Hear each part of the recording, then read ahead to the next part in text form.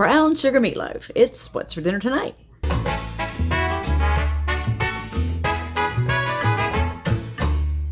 Happy Thursday! We are having brown sugar meatloaf tonight. And I've got everything out here on the counter, and we're just going to go ahead and get started.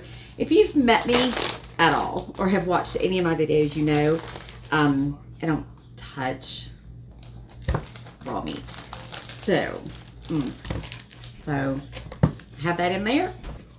Now let's make all the fun stuff that goes inside. And on top, and all the fun stuff that makes it meatloaf, right? We're going to take about 1/2 of a cup of brown sugar.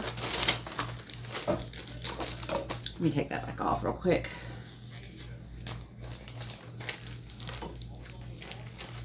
I've got a bag of brown sugar that's already opened here, so I'm going to start with that.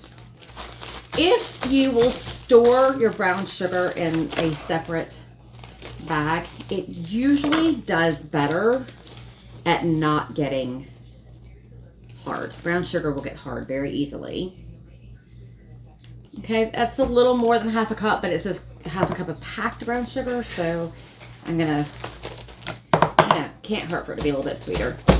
So if you'll take this and just kind of fold it down and then put it inside of a Ziploc bag, for the most part, you probably will not have problems with it getting hard, okay? I never do. If it does, stick a slice of bread in there and you'll be good to go, okay? All right, so we got about 1/2 cup of brown sugar. We're gonna just dump that in this bowl. And then shake that up good, and about 1 cup of ketchup. Cooking like this, you don't need exact measurements, and that's what's so great for me cooking over baking. Baking has to be exact. Baking is a science. Cooking is not.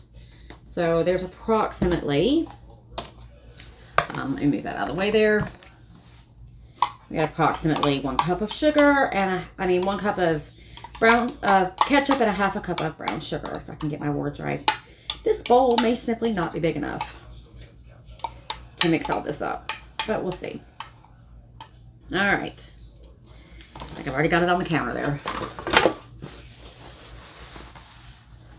All right, we'll get it. I think I'm gonna need a larger bowl. That's bigger. Not a whole lot, but bigger than we'll actually be able to stir that up. Mix that up in there. There we go. If you're gonna dump something in the sink, which I often do, at least put some water in it so it doesn't like stain and stick. It just makes it easier to clean, okay? And to the brown sugar and ketchup, we're gonna add about 2 tablespoons of Worcestershire, Worcestershire, whatever sauce, okay? About 2 tablespoons. You know me, I'm gonna eyeball it. Nah, it is what it is. Let's get that all mixed up and set that to the side. Okay, now we're gonna bring this ground beef bowl back over here, and we're gonna start adding the ingredients to mix this all together. Approximately 2 cloves of garlic. You know me, I'm just,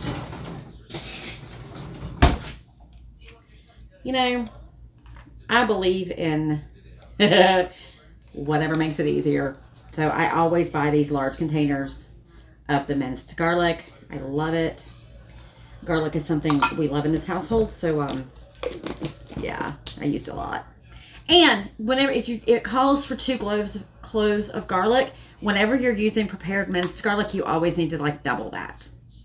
We need another tablespoon of the Worcestershire sauce.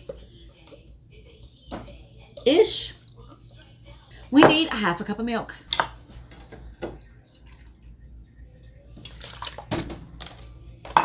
We need 2 eggs. Welcome to my kitchen, little eggies. Cluck, cluck. Goodbye, egg.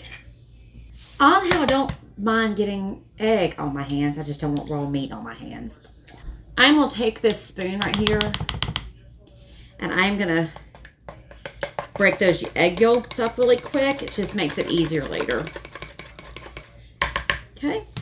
We need some salt and pepper. About 1.5 teaspoons of salt. We're just going to, and then about 1/4 of a teaspoon of pepper. Do I have larger containers that I don't need to open these? Yes, I do. Do I feel like going over there and getting them? No, I do not. Now, we need 1 package of dry onion soup mix. Basically, this is Lipton onion soup mix. You know what I'm saying, right? Just, you know, I'm getting the Walmart brand. Dump that in there. And now it calls for 3/4 of a cup of Italian breadcrumbs. You can use breadcrumbs. You can use Ritz crackers. You can use dried bread, toast. You can use croutons. You can use stuffing mix. That's what I'm going to use. This is what I've got. And it's the easiest and most convenient for me at this point. So we're going to use a box of stuffing mix. I actually really like, I'm going to put about a thing of those in there. And then when we mix it up, we'll see if I feel like I need any more. I actually really like using the stuffing mix. I don't know. I like that it's a larger.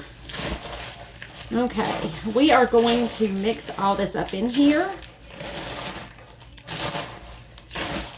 Get all of that stuff incorporated into this ground beef.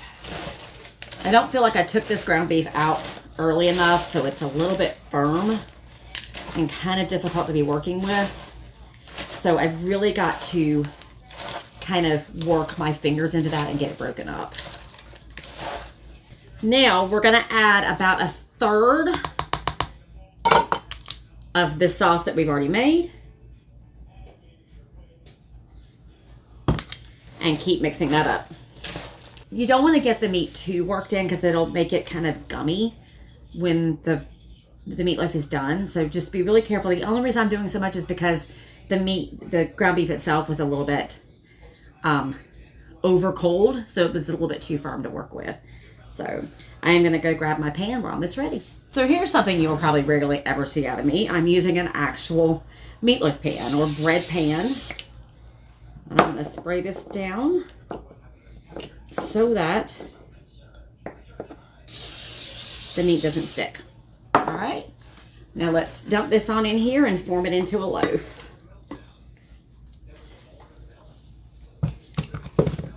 Basically, you're just going to push it down in there.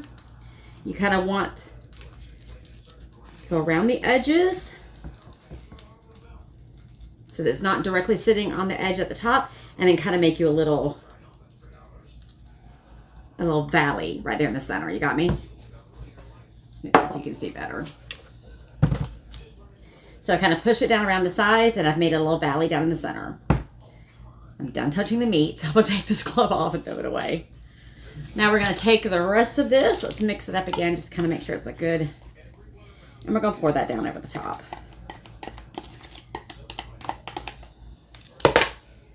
Alrighty. This is ready to go into my preheated 350-degree oven, and we're going to cook that for just about an hour. When that is about 15-20 minutes from being done, I'm going to come back in here and I'm going to make some potatoes and some corn to have with it. So we'll be back. All right, here we go. We're in another situation where not all of my kids are in love with what we're having for dinner tonight. Kaylee loves meatloaf. I love meatloaf. My husband will eat it. He doesn't. My husband will eat anything. I don't ever have to worry about what I'm cooking for dinner. So look at this phenomenal, beautiful, crusty kind of meatloaf. Look at that. It looks so good. Let's cut into that. Let's get us a nice... meatloaf is so hard to cut and get out of the pan. It really is.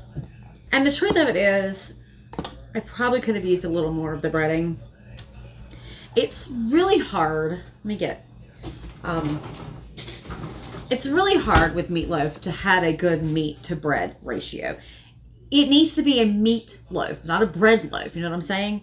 So finding the perfect ratio between meat and bread is really difficult, and I honestly haven't ever really perfected it, but it ain't gonna change. that right there, that's yummy. Okay, that's some good stuff right there.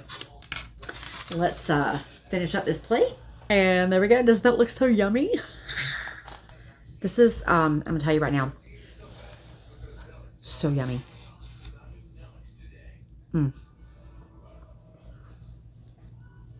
The blend of those seasonings is so good. Trust me. You want to try this.